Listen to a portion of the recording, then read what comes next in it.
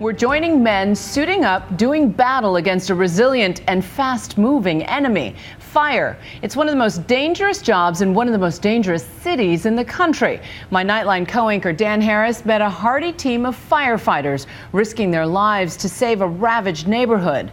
But you may be surprised by what draws them to the flames.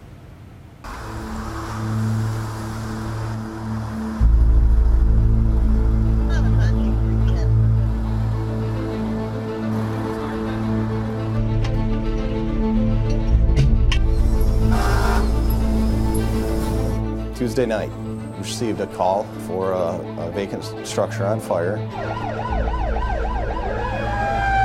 4-story apartment building, heavy fire on first and second floor. It's the start of something called Devil's Week in Highland Park, Michigan, a tiny dot of a city smack in the middle of Detroit. Devil's Week, which happens around Halloween every year, regularly features widespread violence and arson, which is why the 7 firefighters on duty tonight are focused and tense, but not surprised when they get a call about an apartment building on fire. You have a lot of thoughts. What are we going to? Is it going to be a house? Is it going to be 2 houses? Are there people inside? I was pretty pumped up. I'm always excited to get a fire. We pull up to a fully involved house fire. When they show up, instead of finding an apartment building, they find a blazing house fire.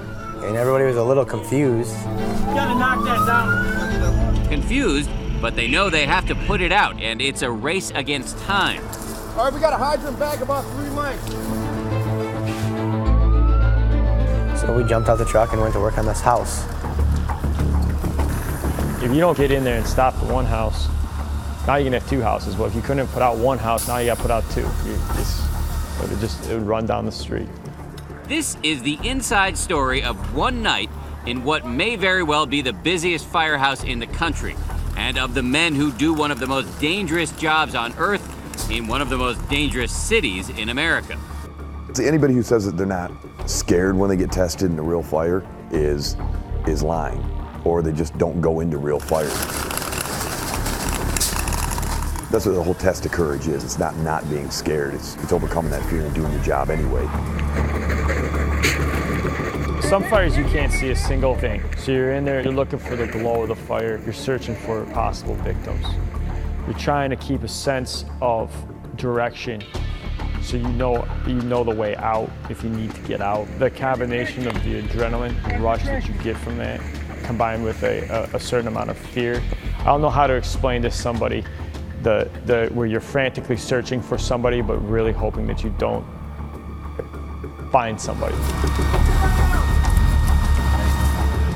At this point, even though they know the house is unoccupied, they refuse to quit.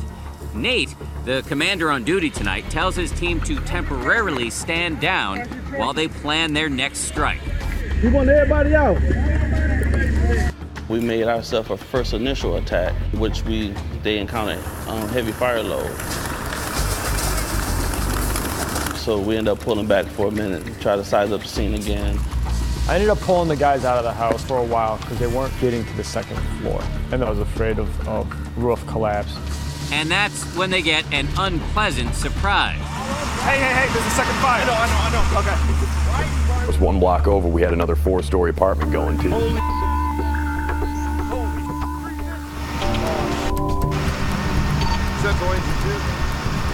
It turns out that the guys had just happened upon this fire on their way to the real crisis. A full-on inferno in this apartment building just a block away.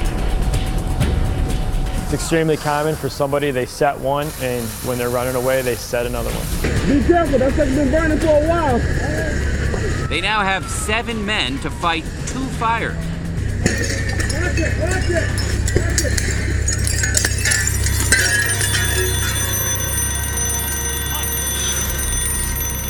While this building is also unoccupied, many of the buildings around it, like this one, have people in them.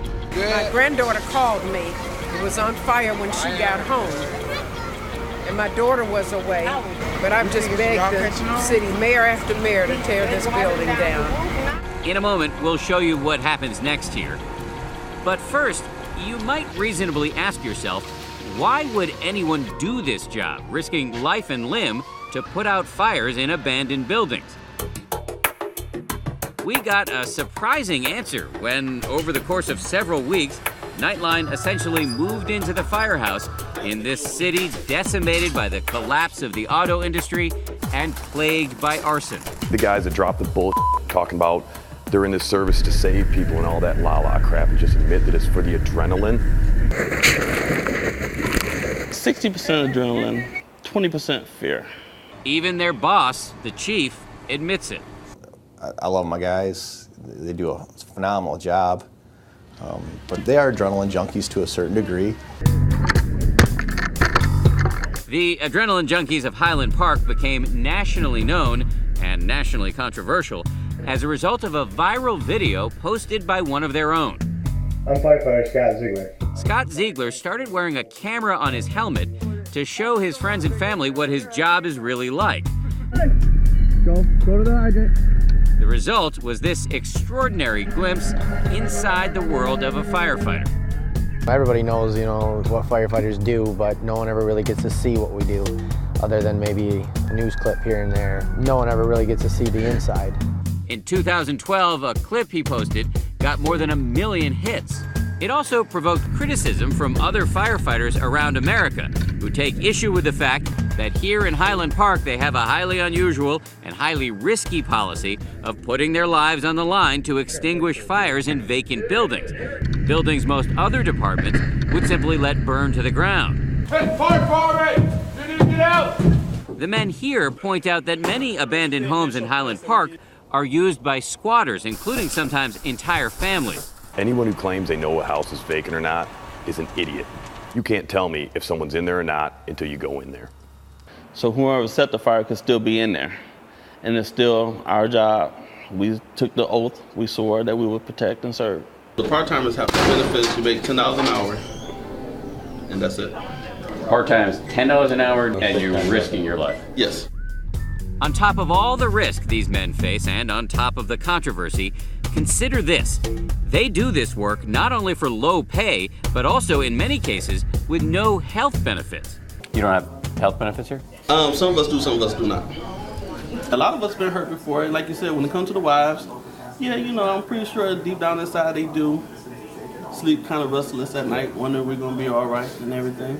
I've been hurt before. Everyone's been hurt here. Yeah, I've been hurt. Yeah, everyone's hurt. Everyone's been hurt here. So. Yeah, but you think most risky jobs, almost all risky jobs that I'm aware of, if you get hurt on them, you know that the employer has your back, like in the U.S. military, for example. If you get hurt, do you get health coverage then? No. Wait a minute. I get health coverage for my wife. Are you part-time? Yeah. I work a full-time schedule.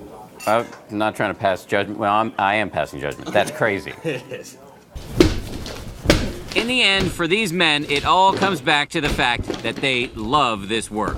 It's remarkable how winded you get. I will say, it's very fun to break things. Yes, it is. Being a firefighter today in Highland Park is like being a painter in Renaissance Italy. They even have fans, known as fire buffs, who come out and document their work. Which brings us back to those fires during Devil's Week.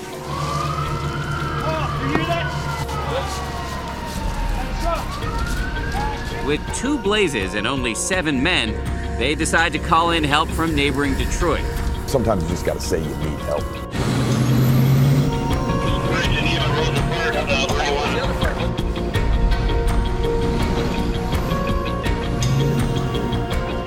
But even with the reinforcements, this fight is about to get harder.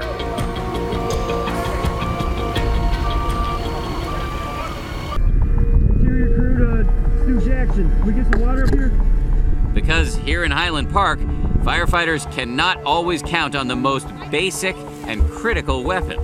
The line I had in my hand had no water coming out of it. I was very frustrated, as anybody would be. You had people, citizens watching, as I'm standing there with a hose line, and they don't understand why am I not putting water on that woman's house, because it was an occupied house. Water pressure finally gets restored, and after several hours of sweat and smoke, they managed to stop both fires. We were there till 2 in the morning. That's a typical day in the HB. A lot of other cities don't burn like that, but we burn, so that's just another walk in the park, as we call it. They may have one of the most dangerous jobs in one of the most dangerous cities, but these men who are addicted to fire love every minute of it. Fought a ripping house fire. Had a great stop.